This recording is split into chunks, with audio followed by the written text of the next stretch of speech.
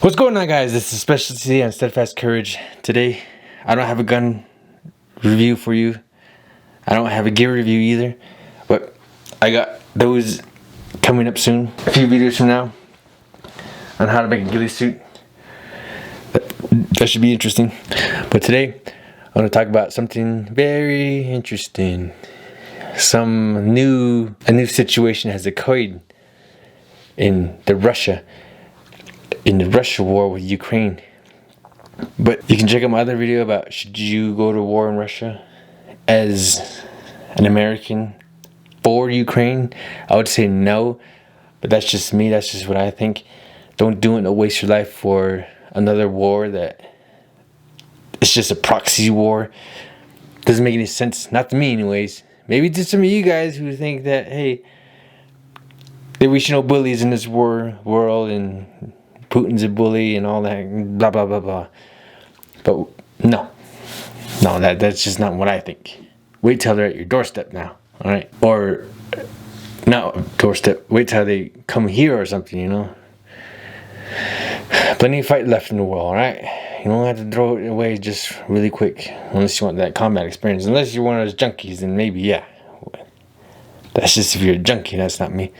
Anyways, I've been watching the development of Russia, and it's very, very interesting.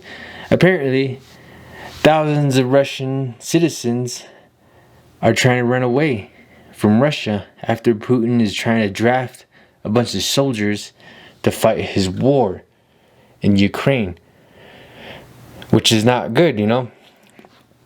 Apparently, the first wave was ineffective, second wave is ineffective. Now they're going for the third wave, which is the people. I'm pretty sure Putin's missing back in the old days how they used to just conscript everyone to fight one war.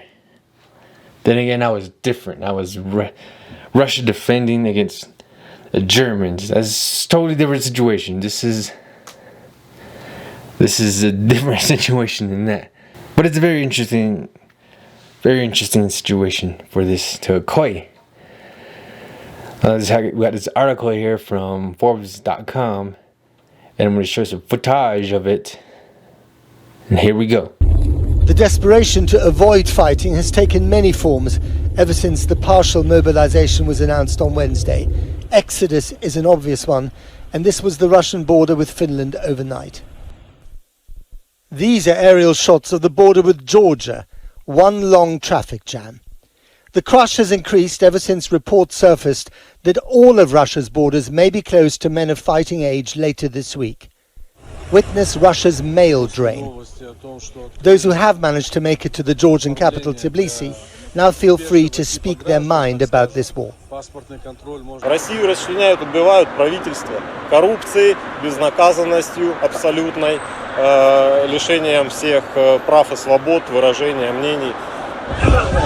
In Dagestan, in the far south, the police are fighting the men who refuse to fight in a war they don't believe in. The spectre that haunts the Kremlin is 1917, the Bolshevik revolution that toppled the Tsar during an unpopular and unsuccessful war. Facing military setbacks on the battlefield and rancor, if not rebellion at home, Vladimir Putin is calling in favors. This from his bestie in Belarus, President Lukashenko. Georgia, Kazakhstan, whatever, Kyrgyzstan, whatever that's from, Mongolia, are witnessing a mass influx of Russian fleeing their country to avoid being drafted by Moscow's going-on invasion with Ukraine. I mean, it's a dicey situation. It's hard to equivalent that situation. We can't use we could use the Iraq war and Afghanistan war for that, the equivalent of, but back then it was a totally different situation. 9/11 happened, people started coming together, Americans came together to fight one common enemy, which was, in the Middle East.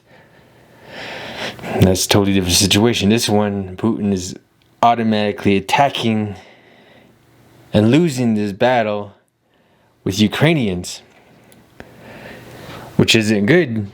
I mean, to think that this war was going to go on really fast like they did in Georgia and all these other countries, that other war back in 2008. You thought it was going to go by that fast, huh? Sorry, buddy. Didn't work out that way. Sometimes don't work out that way.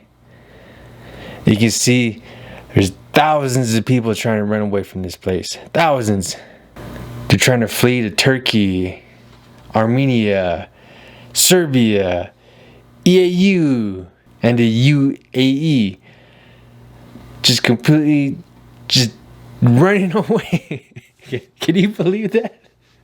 I can't believe this is happening. I mean, you think this guy was gonna... This guy has his loyal people. And you know, when you think Russians, you always think Mother Russia. We always stick together, Mother Russia. And all this good stuff, all talking all that good stuff about Mother Russia.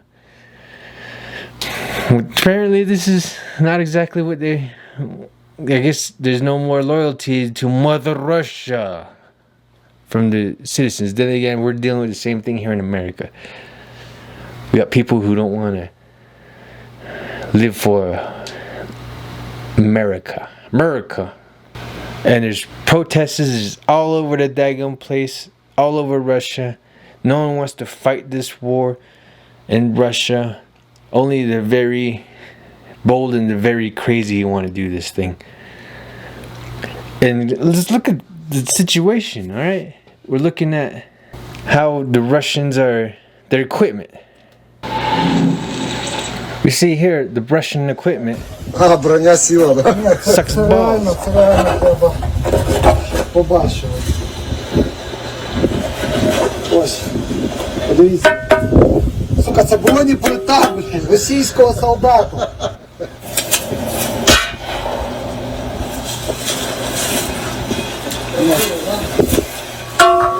Ну дивись. Ну ти да. Давай. З 5,45, звичайно.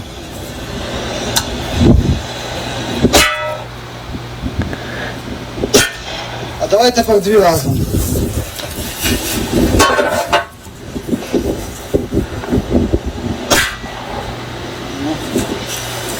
Як? Наскрізь, даже без цього. Правда, да, хлопці кажуть, хуйово бути орком, подивіться, блядь, з чим їх відправляють. Шиються звичайним 5,45 обидві наскрізь. Отак от, ідіть, умирайте за матушку Росію. Що вона, коротше, скаже? So even their helmets. Even the Russian helmets. I don't know if this gear is completely nationwide or totally everywhere in the military of the Russian military. If it's just like the conscripts that get this crap, but even the helmets, they suck. Це взагалі пиздец, дивись, що у них, блядь. Я їбу, блядь. Так що, сука, силикон, ти, сука. Дерьмо собаче, блядь.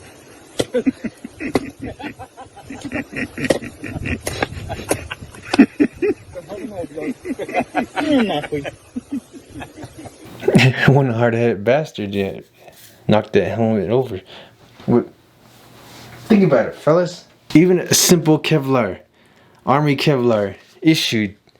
This Kevlar, hell of a lot better than what they have in the Russian army.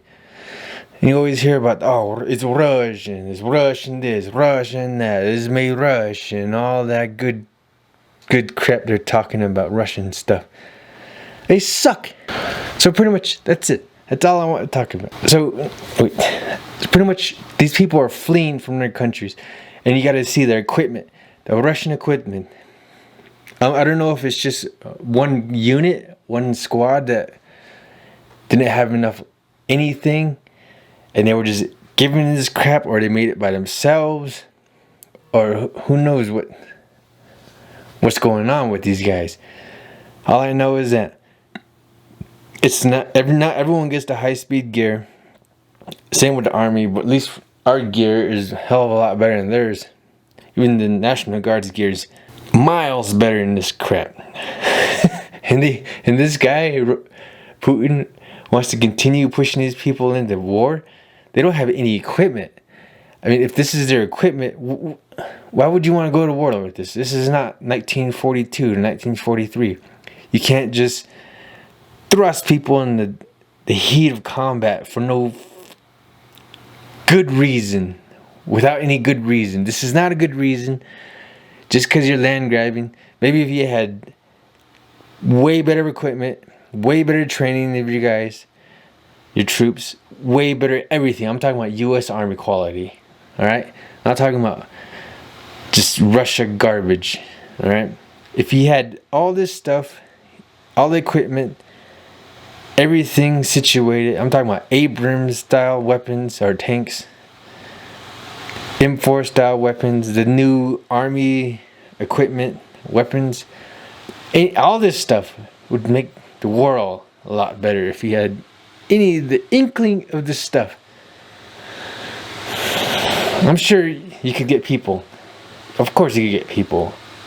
Then again, they wouldn't be in a situation if they didn't have any, if they had any of that equipment. But I think, I don't know if they're done. Then again, Russia is a communist country, so they can make people do whatever they want. You can obviously communism can mobilize their people. I'm looking at the Battle of Stalingrad, what they did to their people to fight the war in Stalingrad. They forced them, they shot them when they escaped. It won't be a matter of time until Putin starts mobilizing troops to start blockading their country so they can't escape and start shooting them when they're trying to escape. Just a matter of time until he starts doing that. Because, dictators, they don't want people to leave. Look at China, look at all these dictators, look at North Korea. They build walls to keep people in, not to keep people out. So it's a matter of time until he starts doing that, so that people can't escape.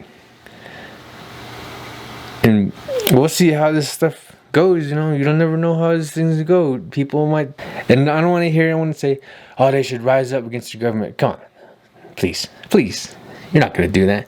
That's the equivalent of people rising up against the United States government because we're in Afghanistan or Iraq. Come on, Joe. Please, you're too comfortable living your easy life to do that. The discomfort is too much for you guys. I know it is. You guys can't handle that. And why would you? Life's too easy here in the United States to be throwing away a good life. Tell me what you guys think. Tell me what you guys think of the situation. Comment. Let me know if you guys want to see more of these types of videos. I'll probably do one once a week if you guys want me to do it. Make 2 videos a week now.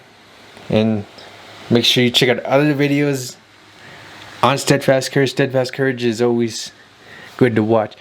Always up to trying to do something great. Alright guys. Like, comment, subscribe. Check you guys later. Remember, peace through fire superiority. Vote Republican. Specialistly out.